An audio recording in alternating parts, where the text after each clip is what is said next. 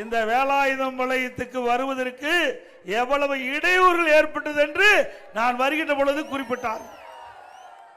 இன்றைக்கு அரவக்குறிச்சி சட்டமன்ற தொகுதியில் இருக்கின்ற மக்கள் எழுச்சி பயண நிகழ்ச்சி பொதுக்கூட்டத்திலே கலந்து கொள்வதை தடுக்கின்ற நோக்கத்தோடு செயல்படுகின்ற அவல ஆட்சி திமுக ஆட்சி.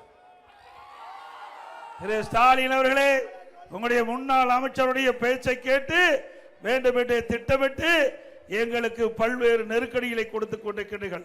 நீங்கள் எவ்வளவு நெருக்கடி குடிக்கிறீர்களோ அவ்வளவு வீரியம் எங்களுடைய தொண்டருக்கு ஏற்பட்டு எழுச்சியோடு இந்த நிகழ்ச்சியை நடத்துவோம். அடுத்த ஆண்டு சட்டமன்ற தேர்தல் என்ன, பிப்ரவரி மாசம் தேர்தல் அல்லது மார்ச் மாசம் தேர்தல் அறிவிச்சிருவாங்க. இதுல 3 மாசம், அதுல 3 மாசம், 6 மாசம் தான் திமுக ஆயுள் காலம் இருக்குது.